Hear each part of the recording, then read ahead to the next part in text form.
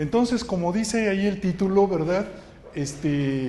Vamos a hablar de DNA y de anticoncepción.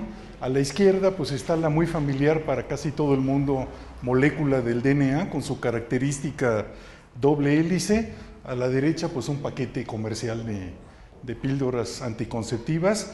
Entonces, una advertencia para que no me tiren de jitomatazos al final.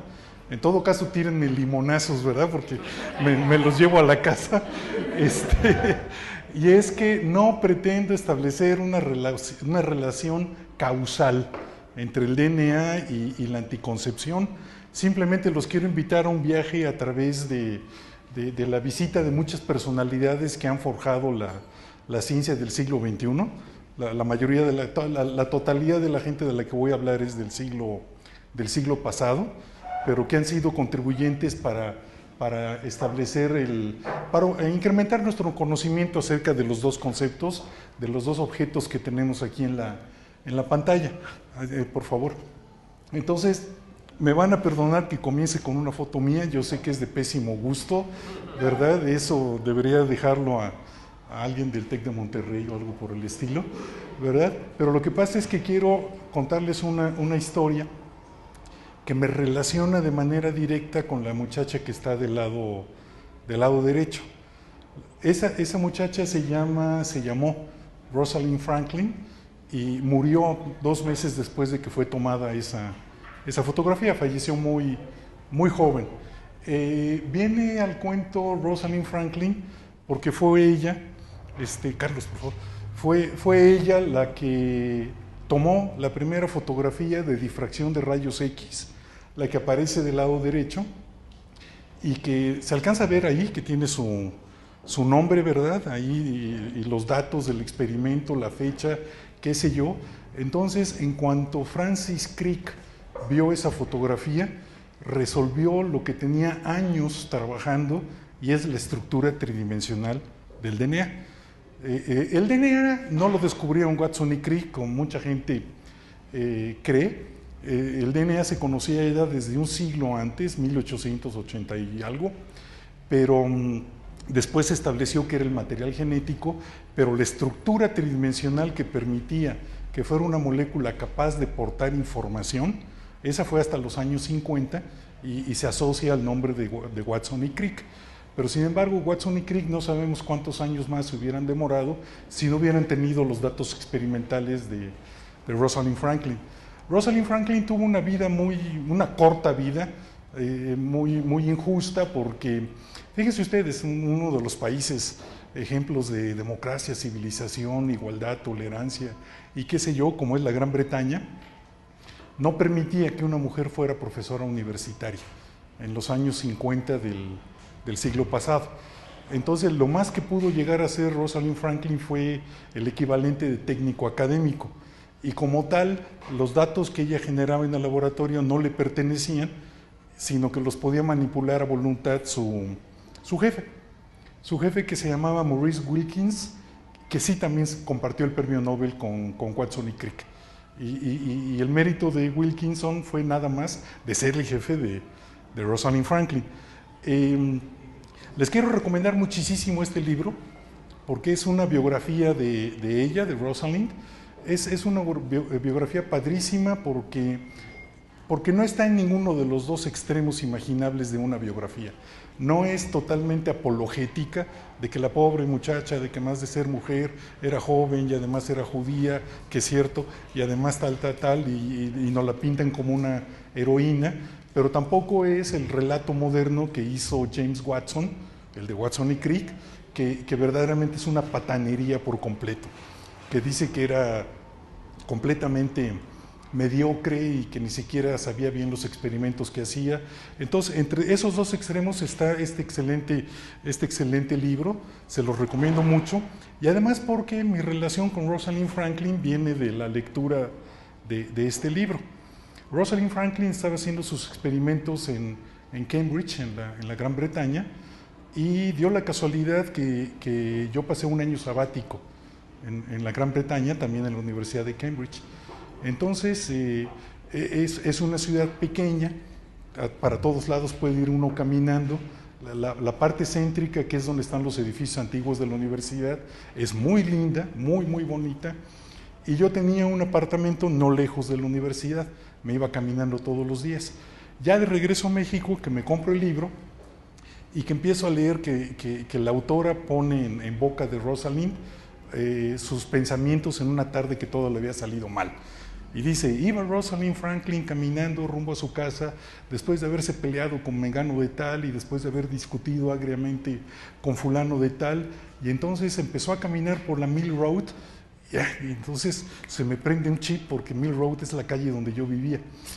Y dice, y entonces se acercó y escuchó el ruido de la estación de trenes. Yo dije que a todo dar, yo vivía bien cerca de la estación de los trenes. Y entonces dio vuelta en la calle Dorset y encontró su casa. Y esa es la casa donde yo viví y también vivió Rosalind Franklin. Y lo cotejé perfectamente bien con las fuentes documentales y con todo lo demás. Y desde entonces estoy enamorado de la Rosalind Franklin. Y no me dejarán mentir, era guapona la Rosalind, era abusada, entonces ¿qué más se puede pedir? Y no sé si vieron ustedes la película esta con... ¿Cómo se llama el que hacía de Superman y que se cayó del caballo y se murió? ¿Cómo? Reeds, ¿sí se acuerdan? El Superman hizo una película muy bonita con Jane Seymour, una actriz también muy bonita, que se llama Pide el tiempo que vuelva, ¿verdad? Donde él, por alguna razón, sin querer, viaja al pasado y se enamora, perdidamente enamorado de la Jane Seymour, pero se le rompe el encanto porque ve un objeto que había traído consigo desde el siglo XX. Entonces me pongo yo a pensar que la Rosalind y yo compartimos la misma casa, usamos la misma recámara, el baño también, desde luego, y compartimos la misma cocina, y desde entonces es de mis personajes favoritos en la ciencia, la Rosalind Franklin, porque la quiero, ¿sí? Entonces, Rosalind Franklin aprendió las técnicas de la cristalografía de rayos X con un británico, con una historia muy interesante también, con John Desmond Bernal, Bernal diríamos nosotros, Bernal, como quieran, ¿verdad? Que venía de una antiquísima familia de judíos sefaradís de España y Portugal, y que después de la diáspora, cuando los reyes católicos aventaron a todos los judíos fuera de España, primero se fueron a Portugal. Cuando los echaron de Portugal fueron a parar a Irlanda, y ahí se desarrolló la familia de John Desmond Bernal, que es el que está del lado derecho. Es un personaje muy interesante porque al mismo tiempo que tuvo una destacadísima influencia en la ciencia, de hecho él es uno de los inventores de la técnica de cristalografía de rayos X. Su director de doctorado es el que le inventó, Bragg, ¿sí? Pero su director y sus alumnos sacaron el premio Nobel y él no sacó nada porque era comunista. Era bien rojo el condenado, y entonces pues muy mal visto en la Inglaterra en la época de entreguerras, ¿verdad? El ser comunistón, pero al tiempo que desarrollaba esas técnicas de cristalografía, siempre se preocupó mucho por el papel que tenía la ciencia en la sociedad. No es el único libro que escribió acerca de la interacción ciencia con sociedad, pero es uno de los principales y se consigue todavía a muy buen precio. Entonces les recomiendo, pero de veras, de corazón, que traten de leer este libro porque es muy aleccionador. Muchos de los descubrimientos científicos que nosotros damos por hechos, pues sí, los damos por hechos porque son hechos, pero el entorno social que permitió que se dieran, las fuerzas sociales que nos generaron, esos a menudo no los aprendemos, o si nos los comentan no los tomamos muy en serio. Dentro del círculo de amigos, que eran políticos progresistas, que pertenecían al Partido Socialista Británico o en ocasiones incluso al Partido Comunista, del lado derecho está, ¿alguien lo reconoce? ¿Quién? Waddington. Este es el Waddington. Entonces, el Waddington fue un embriólogo escocés, que propuso una teoría muy interesante, porque él decía que el desarrollo embrionario seguía una línea de dirección programada más allá de los genes individuales. Y propuso lo que llamó él el paisaje epigenético, que es la ilustración que tenemos del lado derecho, y él decía, el desarrollo embrionario puede verse como un punto de un sistema caminando a lo largo de un paisaje únicamente por los puntos permitidos, por las rutas permitidas por la arquitectura del paisaje. Y diferentes rutas son diferentes destinos del embrión.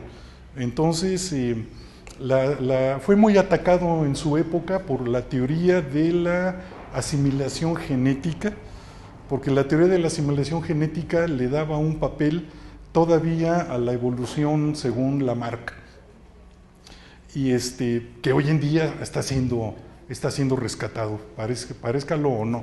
Bueno, entonces Waddington fue uno de los científicos más influyentes de esa época, y Waddington se casó no es esa su mujer, esa es su hija. Lo que pasa es que no conseguí una foto de la mujer, pero se debe de parecer a la hija, supongo, ¿no?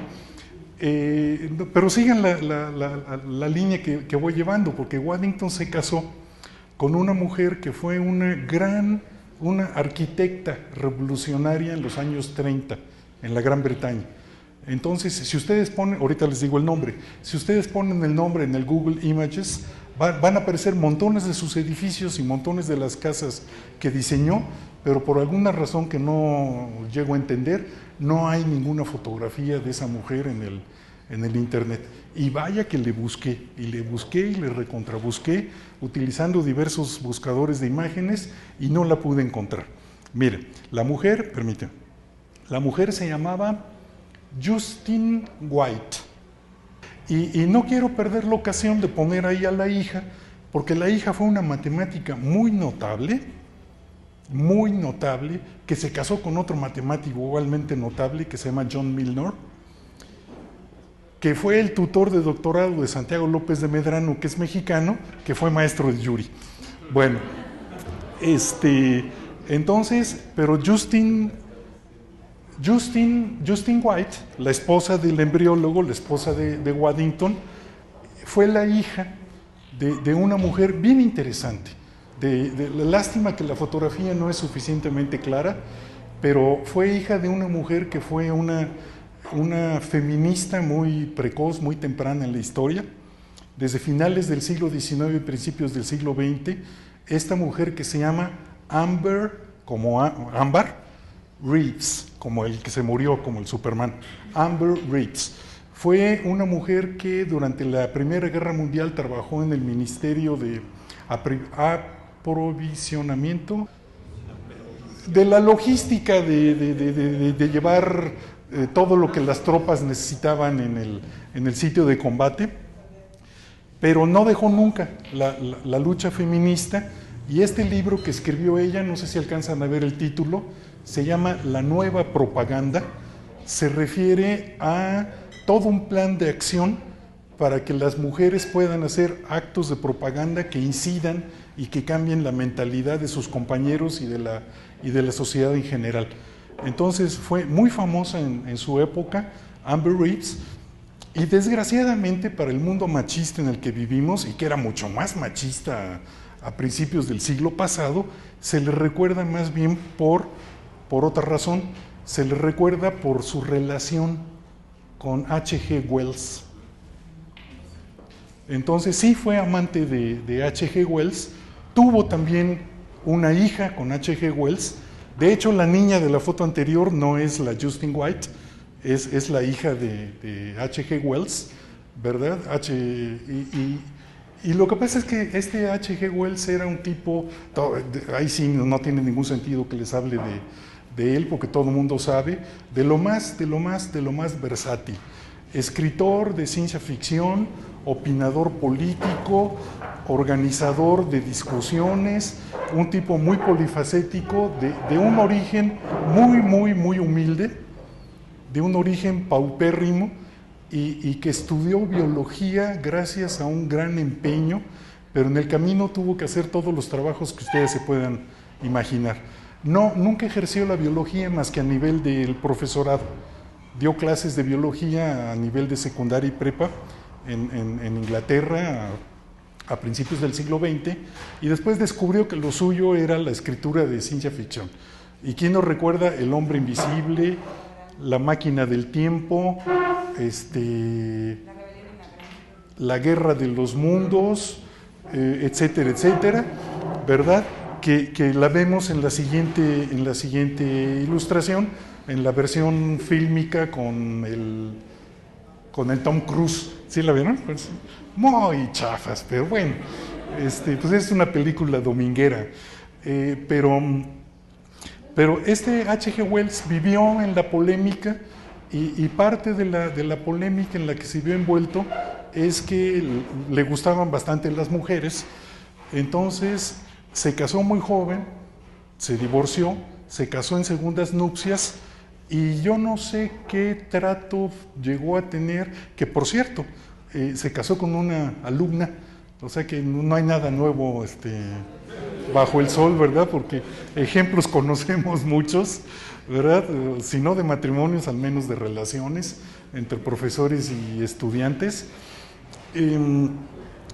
Y con el acuerdo de la segunda mujer, tuvo relaciones con muchas otras mujeres. Por ejemplo, con la de la anterior, la famosa Amber Reeves, ¿verdad? Que tuvo una relación escandalosa que cimbró a toda la sociedad británica de la época, que siempre han sido muy conservadores, digan lo que digan, ¿verdad? A tal grado que tuvieron que irse a vivir a Francia. Y los franceses son un poquito más tolerantes para eso de las aventuras extramaritales y qué sé yo. Entonces, pero no se encontraron viviendo como pareja establecida, porque tanto Amber Reeves como H.G. Wells eran bastante inquietos. Entonces regresaron al continente, cada quien siguió su vida. H.G. Wells tuvo relaciones con muchas mujeres muy conocidas y muy famosas, pero la que viene al cuento ahorita es Margaret Sanger.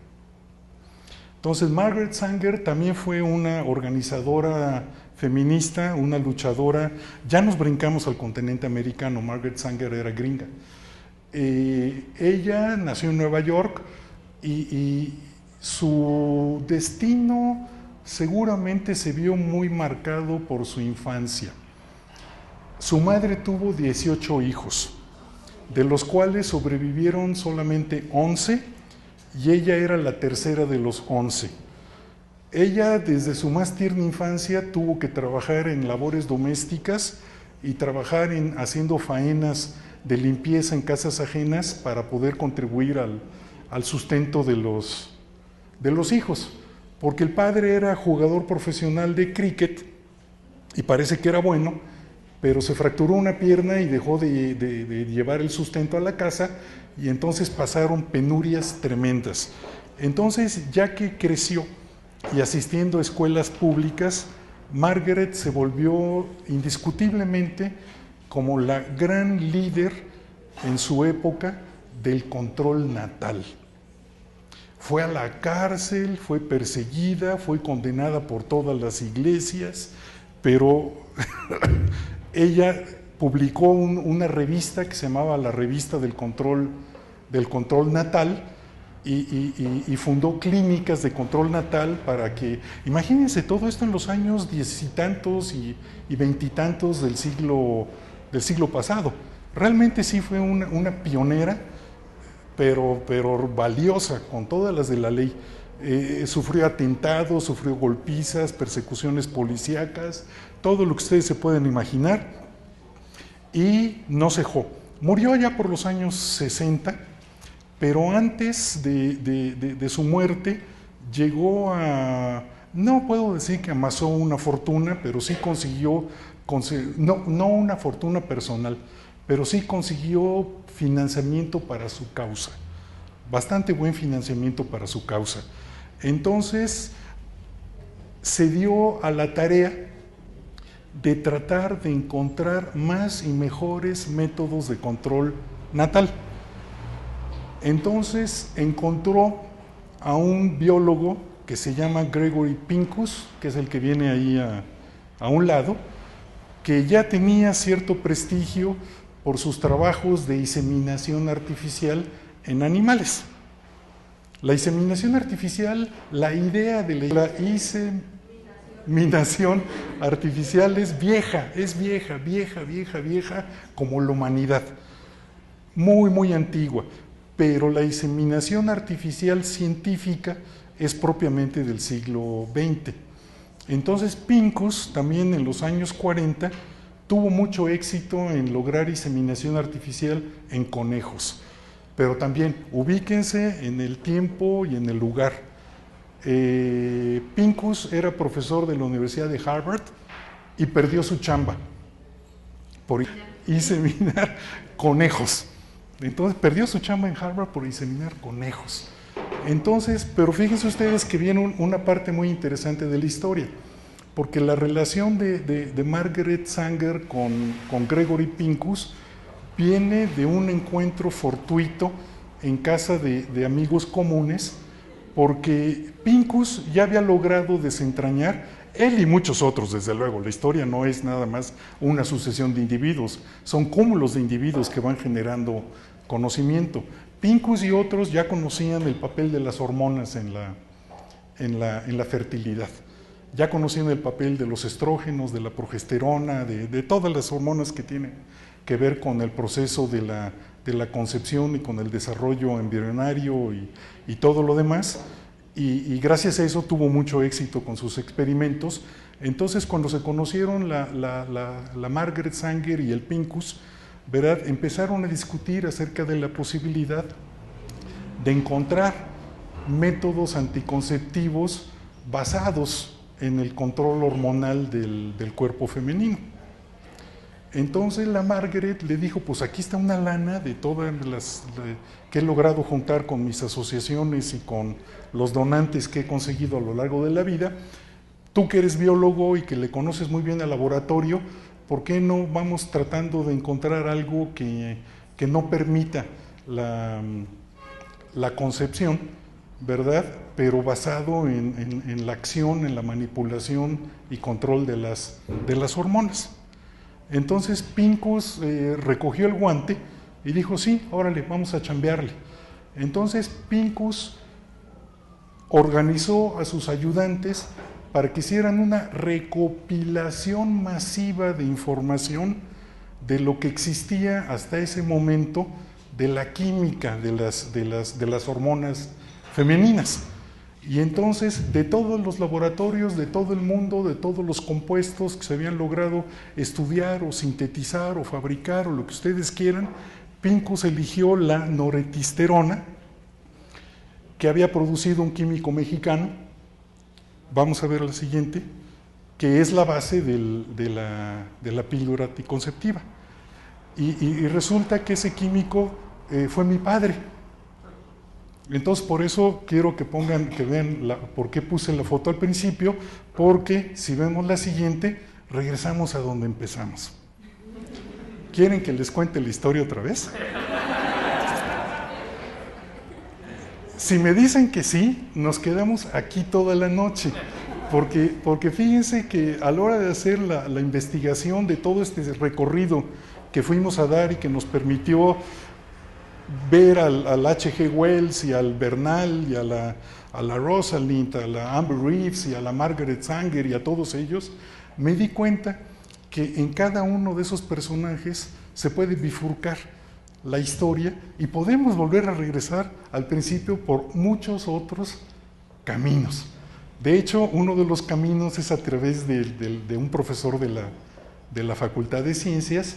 Otro de los caminos nos lleva a un matemático francés que se llama René Thom, que fue muy amigo de Waddington y que también tuvo relación con México, pero por las razones del título de la presentación, quiero que la vuelta completa sea a través de Rosalind Franklin y terminando con mi padre.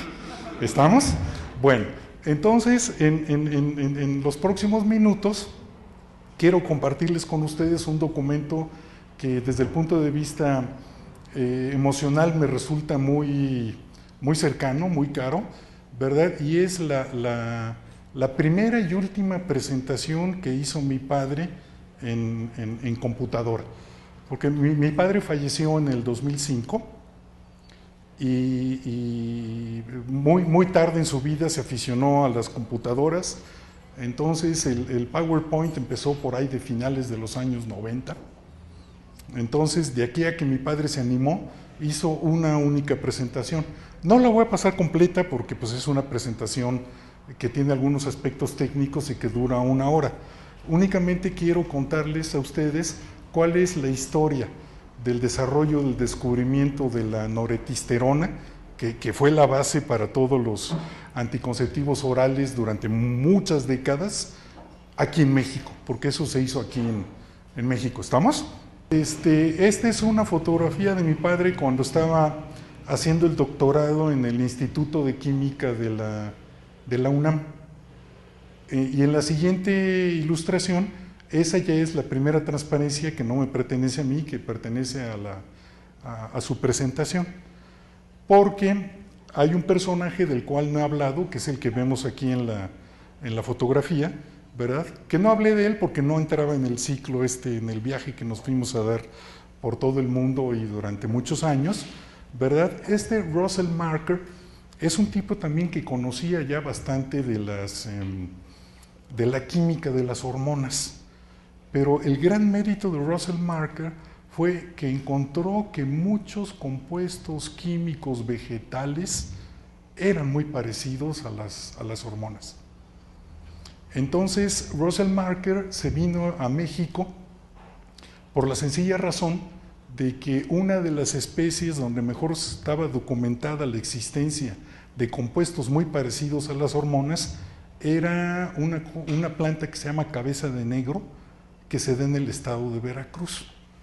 Entonces vino Russell Marker, no puso un laboratorio, yo tengo fotografías, es un cobertizo nada más muy cerca de Orizaba, y donde ahí le pedía a los campesinos que le llevaban el tubérculo, porque el tubérculo es donde están concentradas las apogeninas, y a partir de las apogeninas, mediante procesos que yo desconozco, podían encontrar compuestos parecidos a las hormonas humanas. Entonces Russell Marker viene a México. Pues ahí está el nombre científico de la planta, y ahí está el Russell Marker estudiando una de los ejemplares de la planta misma. La parte anecdótica que no he podido yo documentar dice que Russell Marker se dio cuenta, más bien supo de la existencia de esta planta, porque los habitantes de la región ya sabían que cuando las vacas preñadas comían de esta planta, tenían abortos espontáneos.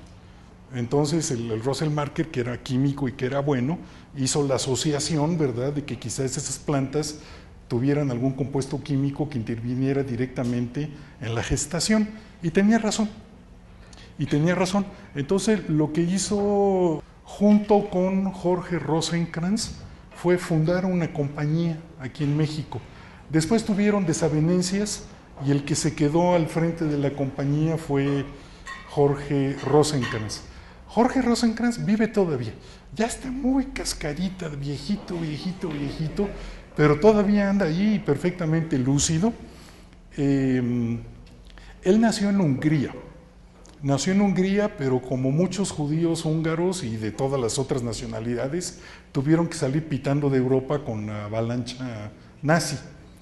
Entonces vino a dar a La Habana, Cuba, estuvo algunos años viviendo en Cuba y después se migró ya definitivamente a México, y hasta hace unos poquitos años se fue a radicar ya de manera permanente a Estados Unidos, donde es campeón mundial de bridge. Yo no tengo la menor idea de cómo se juega, ni de cuáles son las reglas, pero pues lo he visto en las películas, ¿no? Que se juega por parejas y aparentemente tiene una reglamentación complicadísima, y hay campeonatos mundiales y él es él con su pareja, que no tengo la menor idea quién será, es campeón mundial. Entonces Jorge Rosenkrantz tenía una gran visión para los negocios. Entonces, además de fundar la compañía Syntex, que la vemos ahí en la fotografía siguiente, y dentro de la sapiencia que tuvo Rosenkrantz para los negocios, él dijo, pues me tengo que asociar con la gente que sabe hacer la parte química. Entonces firmó un convenio de colaboración. Primero que nada se trajo a Gerasi. Gerasi andaba por Estados Unidos. Gerasi es europeo también, Gerasi austriaco, pero judío austriaco, también salió pitando de Europa y se fue a Estados Unidos, pero Rosenkrantz se lo trajo a México porque tenía una excelente formación de químico. Gerasi todavía vive y ya también está bien cascarita, bien viejito, y a lo que se dedicó en sus últimos años productivos fue a escribir novelas. Ahí les recomiendo, porque incluso tiene una novela que fue publicada por CONACYT. CONACYT no publica normalmente novelas, ¿verdad? Pero hay una novela de Gerasi que está publicada por CONACYT y que se llama El dilema de Cantor. ¿Sí? Se las recomiendo. Sí, es una novela que vale la pena leer. Entonces se trajo a Gerasi para que fuera el director científico de Syntex, y lo que hizo fue formar un grupo de trabajo con absolutamente todo el personal mexicano. Todo el personal era mexicano, desde los empleados de intendencia hasta los investigadores. Los investigadores se los trajo del Instituto de Química de la UNAM. Entonces Rosenkrantz firmó un convenio de colaboración con el Instituto de Química de la UNAM. ¿Eso qué es lo que quiere decir? Lo que quiere decir es que él apoyó monetariamente el desarrollo del Instituto de Química de la UNAM, el equipamiento y demás, y a cambio el Instituto de Química de la UNAM mandaba a sus doctorantes a trabajar a Syntex. ¿De dónde sacaba dinero Rosenkrantz? Se había llegado de La Habana con una mano adelante y otra atrás, de un descubrimiento formidable que hizo Laboratorio Syntex casi inmediatamente después de su fundación. Inmediatamente después de que fue fundado ese laboratorio, descubrieron un método factible a nivel industrial para la síntesis de la cortisona. Y como todos ustedes saben, la cortisona es un medicamento fabuloso. No habría trasplantes de órganos si no existiera la cortisona, porque la cortisona se utiliza para suprimir, hay mucha gente medio New Age que dice, ay no, que esto no, porque tiene cortisona. Sí, todos los medicamentos que sirven tienen efectos secundarios, ¿verdad? Y el que no quiera tener efectos secundarios, pues que tome agua, ¿no? Entonces, o homeopatía, que para el caso da lo mismo, ¿verdad? Entonces, la cortisona tiene efectos secundarios desagradables cuando se administra en dosis prolongadas, dosis altas y prolongadas. Pero cuando va de por medio la vida, cuando va de por medio si uno acepta o rechaza un órgano, un riñón, el corazón, todo lo que se pueda trasplantar, si no existiera la cortisona no podría darse. Entonces, Syntex en sus primeros años de existencia... ¿La cortisona se descubrió en México? Sí, no, la cortisona se sintetizó químicamente en el laboratorio y se descubrió el proceso industrial de fabricación de la cortisona. Déjenme decirles que durante esa época México era el país de referencia para la química vegetal, porque muchísimos descubrimientos muy importantes se hicieron en México justamente en aquella época. Esta fotografía es muy interesante porque se alcanza a reconocer algunos químicos que han jugado un papel muy importante en México. No sabría decirles exactamente quién es quién, pero ahí está José Luis Mateos, que ha sido Premio Nacional de Ciencias, Premio Universidad Nacional, Premio 20,000 cosas. La muchacha blanca que está, la segunda de la derecha a la izquierda, ¿la ubican?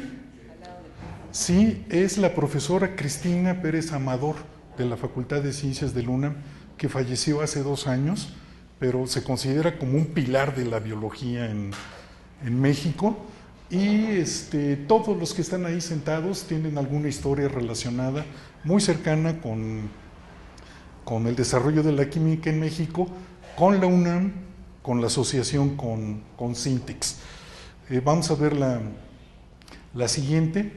Este es el registro de la patente. ¿De la patente de qué? Vamos a ver la siguiente, por favor, Carlos. La siguiente.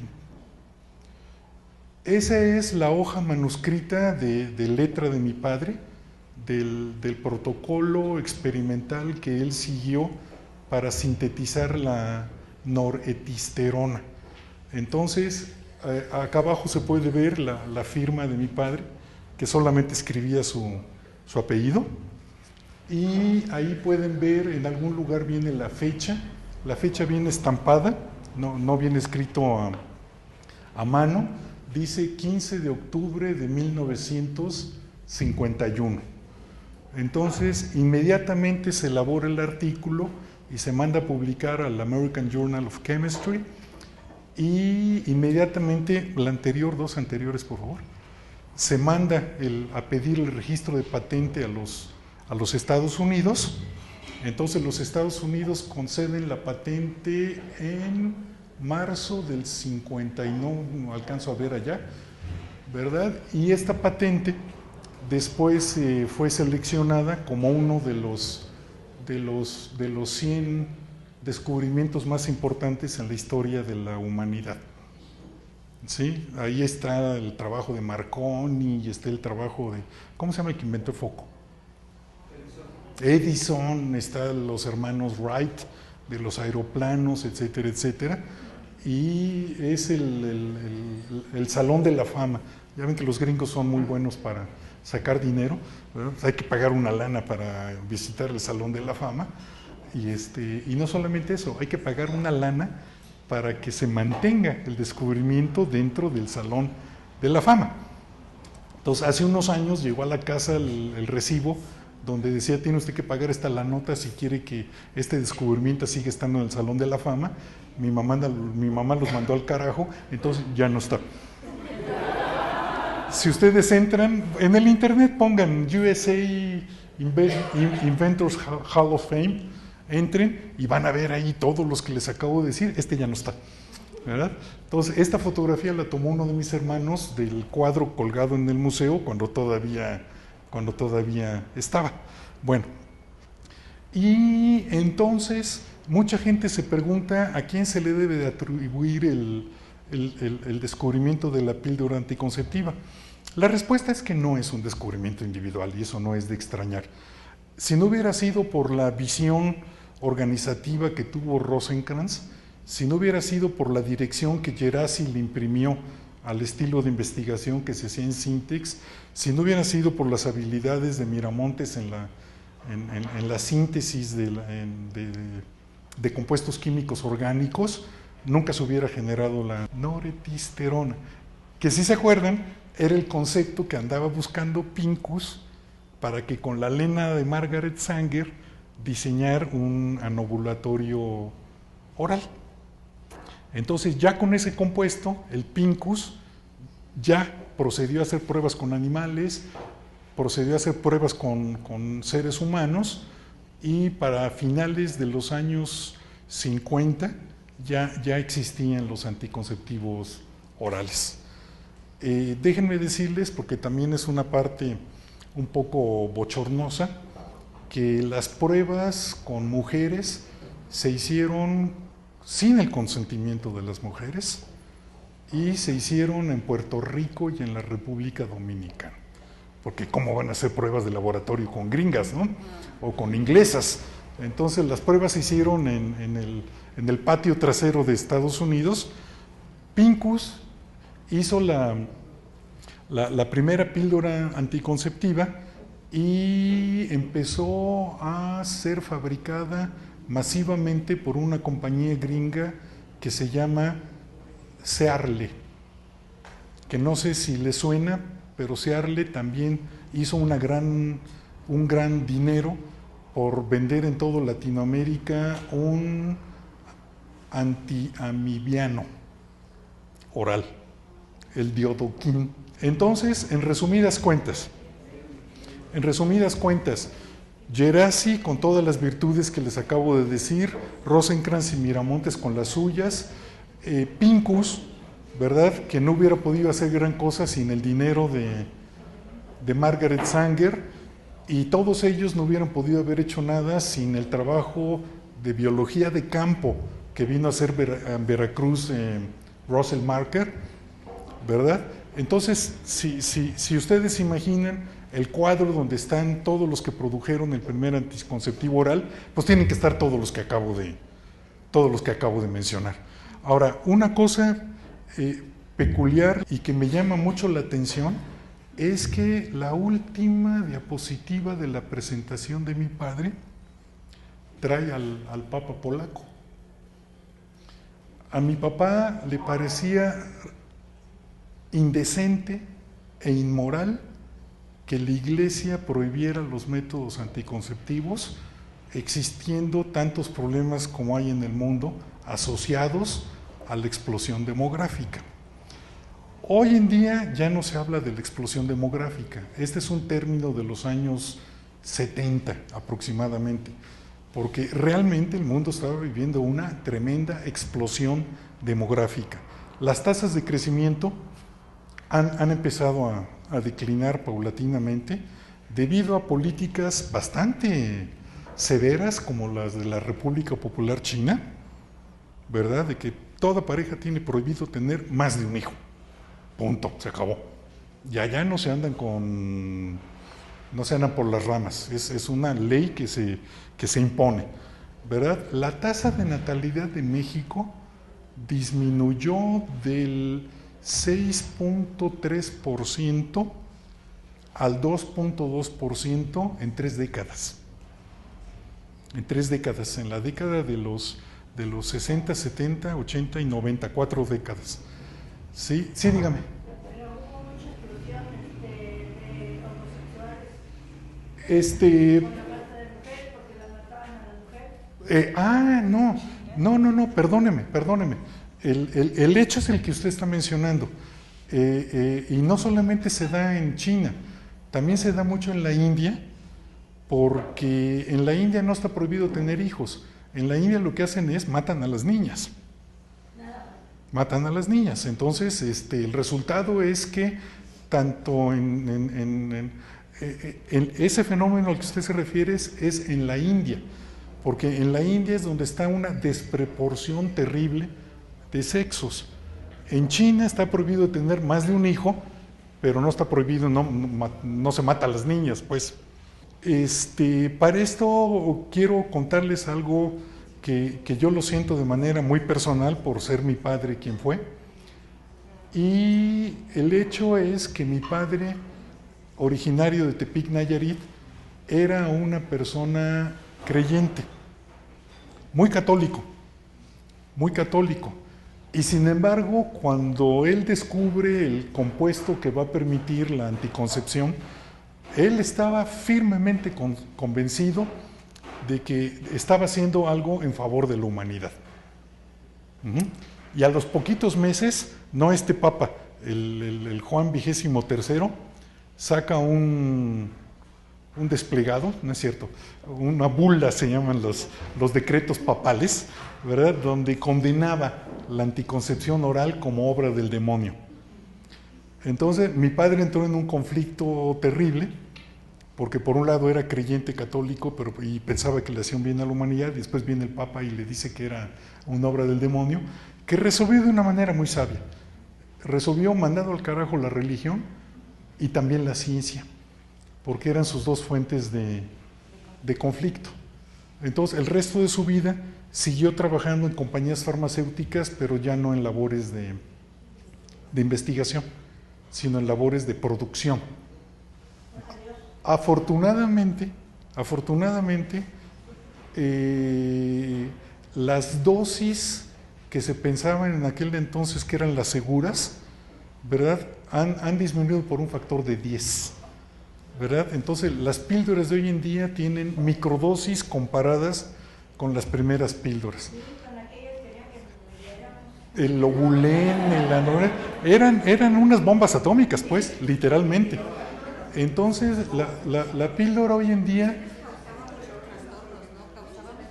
causaba trastornos, tenía efectos secundarios. Las píldoras hoy en día se utilizan como medicamento.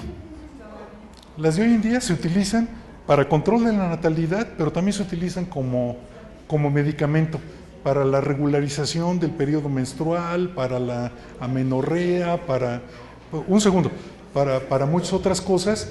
Entonces, con esto creo que ya dije todo lo que tenía que decir.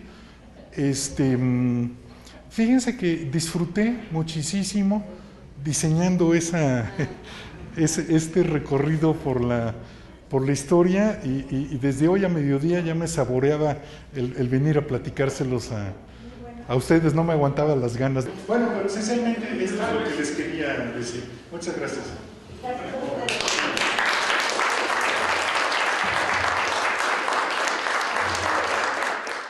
Si me dan 2 minutos para contarles otra anécdota que ilustra perfectamente bien la relación que tiene el poder político en México con la investigación científica. Porque les mencionaba que en aquel entonces México era una potencia mundial en la química vegetal. Entonces el gobierno mexicano fundó una compañía descentralizada, una compañía del gobierno que se llamó Proquibemex, Productos Químicos Vegetales de México. Proquibemex tenía el monopolio mundial del comercio de la diosgenina. La diosgenina es la materia prima de origen vegetal para la producción sintética de todas estas hormonas que les acabo de platicar. Entonces, un presidente mexicano, Luis Echeverría Álvarez, decidió matar la gallina de los huevos de oro, porque dijo, pues México es el único país que tiene esta planta y por lo tanto somos monopolio mundial en la producción de la diosgenina, entonces vamos a aumentarle el precio a niveles estratosféricos. Entonces le pusieron $15,000 el kilogramo de diosgenina, que era comportamiento monopólico, pues al fin y al cabo es un fenómeno que se llama capitalismo y no más. Y entonces lo que hizo fue que en todos los laboratorios del mundo se aceleraran para sintetizar la diosgenina. Y entonces al año los japoneses ya tenían un proceso industrial para producir la diosgenina, y Productos Químicos Vegetales de México se cerró. Entonces esa es la visión a largo plazo que se tiene cuando se regala el petróleo, cuando se monopoliza la diosgenina, ese tipo de cuestiones, ¿no? Desafortunadamente la gente que tiene el poder de tomar las decisiones no ve más allá de sus narices. ¿Alguna pregunta? ¿Tú tienes una pregunta? Nos cuentas un caso que puede ser uno entre muchos, pero precisamente compuestos vegetales. Se da, por ejemplo, la etnobotánica como una búsqueda de este tipo de compuestos. Es como una investigación en el conocimiento nativo. Fíjense que esa pregunta del Yuri es bien buena. Y justamente me acabo de chutar un libro de un médico británico-alemán que se llama Edzard, con Z, Edzard Ernst. Y entonces él dedicó su vida a hacer un estudio exhaustivo de los medicamentos que tienen su origen en la herbolaria para ver si se podía considerar que pertenecían a la medicina basada en evidencia y no al chamanismo o cualquier otra motivación. Entonces descubrieron que una buena cantidad de los medicamentos que vienen de la herbolaria tradicional sí tienen un sustento perfectamente basado en la medicina de la evidencia. En algunos de ellos incluso ya se ha descubierto la ruta molecular de la acción en el organismo. Y el caso más mentado y más sencillo y más bonito, que es una historia fascinante, es la historia de la aspirina. Sí, la aspirina viene de la corteza del sauce, y entonces en alguna ocasión, en alguna época, alguien se dio cuenta, ¿verdad?, que los animales que tomaban agua de estanques que estaban bajo los sauces se desinflamaban. Entonces se empezó a tomar como... Esta historia ilustra muchas cosas, porque se atribuye a un cura inglés el empezar a preparar ya pociones de corteza de sauce para utilizarlo con los humanos. Entonces se dieron cuenta que no solamente desinflamaba, bajaba la calentura y quitaba los dolores de cabeza, pero producía estragos en la mucosa gástrica.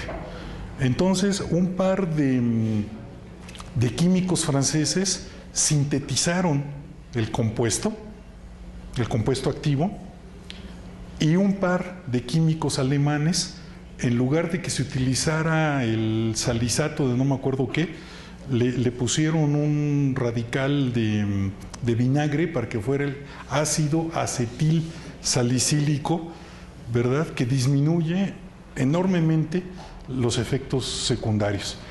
Entonces, desde mi punto de vista, ese es un ejemplo de lo que debería de ser la química médica basada en la herbolaria. El tomar los remedios tradicionales sin saber la dosificación exacta, la pureza del compuesto, si está contaminado o no está contaminado, si tiene efectos secundarios o no tiene efectos secundarios, es un riesgo para la salud misma. Entonces, lo que hizo el señor que les acabo de contar, el Edzard Ernst, publica una lista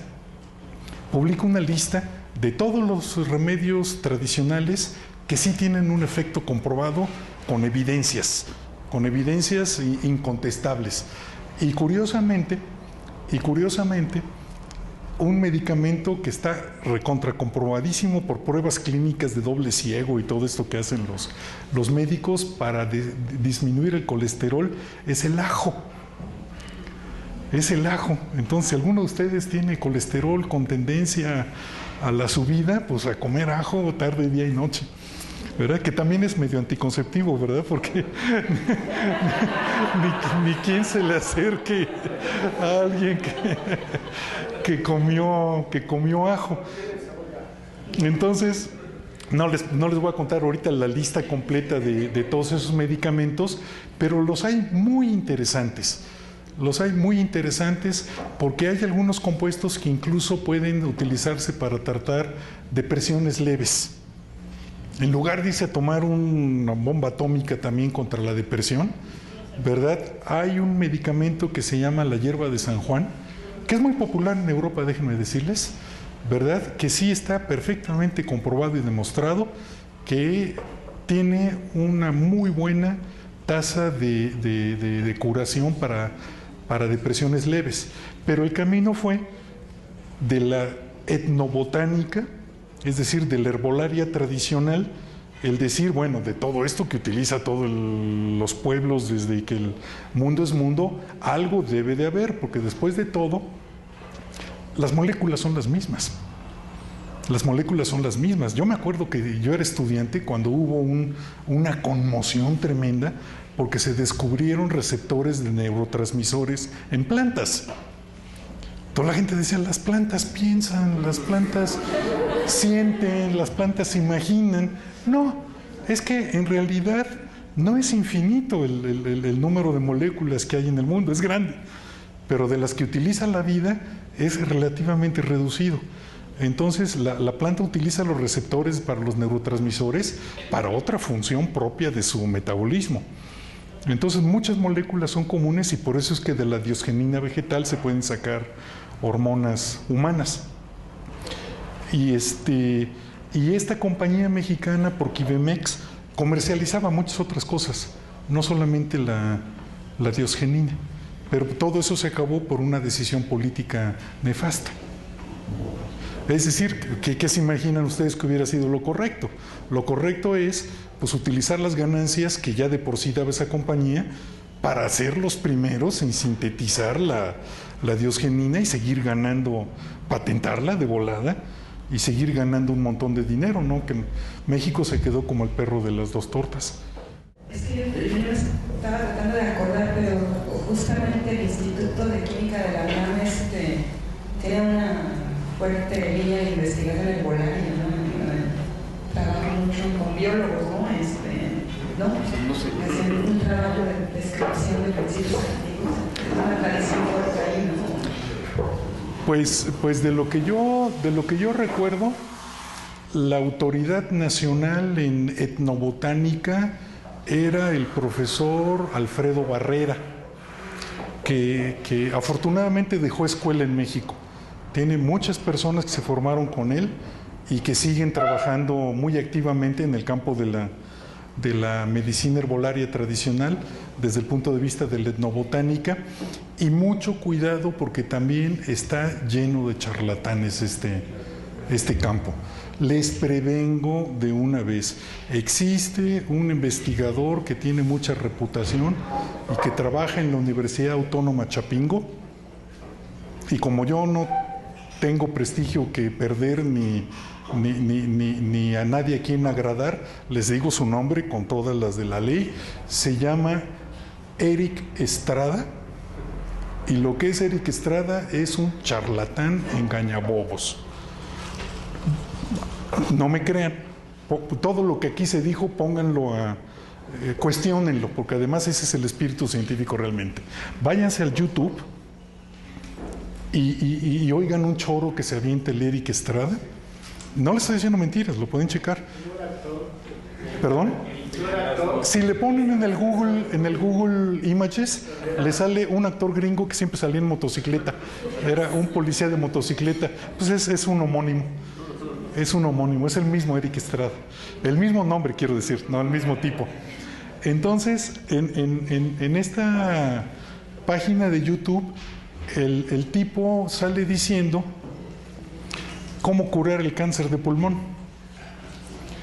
Y les recomienda a los enfermos de cáncer de pulmón que se sienten, se relajen, cierren los ojos y aspiren profundamente. Pero en el momento de la aspiración, no aspiren únicamente aire, también aspiren la luz. Y mentalmente dirijan la luz hacia el tumor y se va a morir el tumor. ¿Cómo la ven? Entonces, pues yo creo que todas las reglas de la física conocidas hoy en día tienen que estar mal para que uno pueda aspirar la luz y con la pura mente enfocarla hacia al tumor. Eric Estrada, Universidad Autónoma Chapingo. Es curioso, justamente hoy, en el Facebook una amiga puso un enlace que estaba siguiendo una dieta vegetariana cruda, algo así. Puso un enlace del señor ¿no? Me metí a escucharlo y si salió en un programa de Marta de Baile. Sí. Y esta vez una serie de barbaridades. Me hizo curioso que justamente lo escuché y es el farsán del herbolario. Sí, perdón, pero no sé, digo, por ejemplo, fue SNI un tiempo. ¿Fue qué, perdón? Fue SNI un tiempo. Sí, no, es investigador de la universidad. Baila en un circo de 2 pistas, sí. Y utiliza las instalaciones de la Universidad Chapingo para dar consulta médica. Para dar consulta médica, que deberían de meterlo a la cárcel porque no tiene cédula de médico. Él me da una vergüenza espantosa, me sonrojo, pero él es biólogo egresado de la Facultad de Ciencias de la UNAM. Sí, pero encontró una manera de hacer dinero muy sencillo, y además totalmente sin ninguna ética, porque la gente va con mucha esperanza a comprar sus compuestos de hierbas. Sí, va con mucha esperanza y él promete que cura la diabetes y que cura la gastritis y que cura la cirrosis y que cura cualquier cosa. ¿sí? Y lo que vende es engaño nada más. ¿Y la hierba de San Juan en qué cantidad se pone?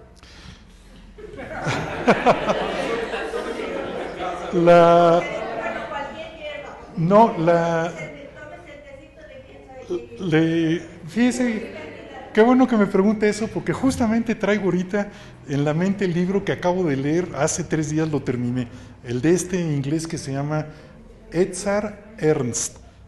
Búsquenlo, por favor. Y viene una serie de recomendaciones que da al final. Y dice, no tome un remedio herbolario si no viene ya en presentación de tabletas. Es decir, no tome el molido de hojas, ni infusiones, ni tecitos. Busque los remedios que ya vengan en tabletas. Y la hierba de San Juan se compra ya por internet y ya viene dosificado, y ya viene calibrado, y ya vienen las especificaciones perfectamente claras, y yo lo he usado y es fantástico. Del paso. Es que me llama la atención, siempre que la gente dice, perdón, siempre que la gente dice ese tipo de cosas de tómese una pastilla que ya tiene cierta dosis. Yo crecí en un pueblito muy pequeño y siempre me viene a la mente, dile eso a la gente que no tiene dinero, que no tiene un médico cercano y que si tienen dinero van con el curandero que les va a cobrar ahí algo, ¿no? Pero si no tienen dinero van y arrancan la hierbita que siempre han arrancado, ¿no? Y la hierven. Y por tradición pues ya saben más o menos qué manojo agarrar para el mundo, ¿no? No es tan sencillo, ¿no? Eso que acaba usted de mencionar trasciende con mucho la investigación científica, porque están involucrados intereses económicos muy poderosos, intereses políticos muy poderosos. Yo colaboro con un grupo de mi universidad que se llama Medicina y Complejidad. Y entonces tratamos de estudiar una manera en la cual todos los aportes de la investigación de esto del herbolario, los compuestos y demás, sí pueda llegar a la población. Entonces, mucha gente se cuelga de la lámpara cuando nosotros decimos que sí estamos a favor de la automedicación, pero de la automedicación asesorada. Y entonces tenemos un equipo de muchachos, de jóvenes, que van a los pueblos, y todos los pueblos, entre más chiquitos mejor, siempre tienen una figura que es la figura respetada por todo el pueblo. En ocasiones es el cura, en ocasiones es el maestro, en ocasiones es un viejito, en ocasiones, pero siempre hay una figura muy respetada en el pueblo. Entonces, la intención sería de hablar con esta persona y convencerla que para los males cotidianos, esto que le digo no sirve para un cáncer ni para un balazo, ¿verdad? Pero ¿cuáles son los problemas fundamentales de la medicina cotidiana en México? Los asociados a la desnutrición y los asociados a enfermedades infecciosas del sistema gastrointestinal, ¿verdad? Y eso sí se pueden curar perfectamente con una automedicación, pero asesorada con alguna persona que tenga mucha autoridad moral en los pueblos. Entonces, publicamos nuestra propuesta con todo un protocolo de prácticas de campo y demás. El gremio médico se nos vino a batazos, ¿verdad? Porque díganle ustedes a los médicos de que una buena política social es permitir la automedicación, pues sacan la ametralladora a los médicos. Agustín, en el caso de que no pueden ir los médicos o no quieren ir a las poblaciones muy alejadas donde hay curanderos, chamanes. El chamán mismo puede ser la persona que sea la guía de la automedicación. Entonces, este proyecto tiene muy poquito tiempo y se enfrenta a una cantidad de obstáculos que no tienen ustedes idea. Pero seguimos convencidos de que vale la pena trabajar por ese rumbo. Entonces, el chamán mismo puede convertirse en, incluso, refuerza, ¿cómo se dice? Hace más fuerte su presencia en la comunidad, el ser más efectivo en la curación de ciertos males que son muy comunes en los pueblos. Entonces, este es un proyecto, ojalá que algún día dé de qué hablar, porque eso quiere decir que avanzó. No sabemos si va a avanzar o no va a avanzar, pero al menos se está trabajando en eso. Y lo que decía, ¿no? De que tomar el medicamento ya dosificado, sí. tomar hierbas o tomar pero con un asesoramiento, pues, ¿no? Porque sí, desafortunadamente en estas poblaciones rurales, pues la gente se siente mal y no tiene ni a dónde ir, ni con quién ir. Pues sí, cortan una hierbita, en ocasiones funciona y en ocasiones no funciona. Yo tengo amigos que precisamente se educaron en la escuela de la etnobotánica, que se han vuelto muy radicales. Ellos están por el regreso al pasado, ¿sí? Ya no utilizar nada de la química farmacéutica moderna y todos a regresar a curarnos con los remedios de los antiguos. Entonces yo les digo, pues es que eso es muy romántico y suena muy bonito, pero sácate las cuentas.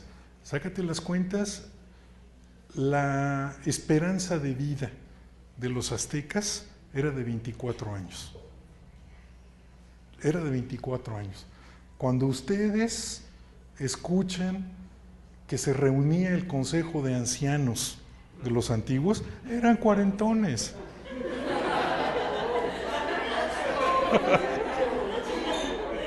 Eran cuarentones, pero la gente se moría de muchas cosas que ya son curables. De muchísimas cosas que ya son curables y para las cuales la medicina que ellos tenían no tenía lo suficiente. ¿Cuántos hijos tuvo papá? Mi papá tuvo 11 hijos. Y déjenme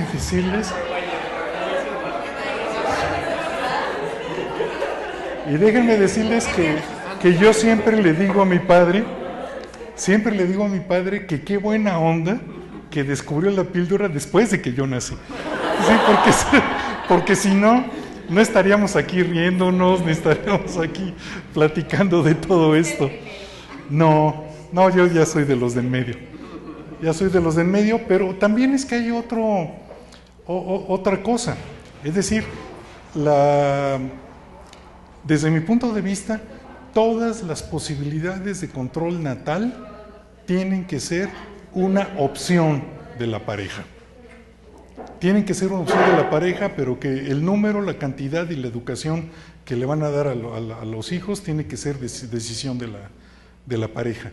Entonces, en los tiempos en los que nosotros nacimos, era un acto patriótico el tener familia grande. Porque estaban los gringos que se querían llevar de Baja California, norte de Sonora y hasta Durango, porque estaba despoblado, y ya sabemos que ese fue el pretexto para que se llevaran Texas. Todo Quintana Roo no tenía más de 5,000 habitantes. Sí, entonces durante la presidencia de Cárdenas, Ávila Camacho y Miguel Alemán, la política era, órale, a tener hijos, a hacer patria, decían. Ahora ya no, ahora hacer patria es todo lo contrario.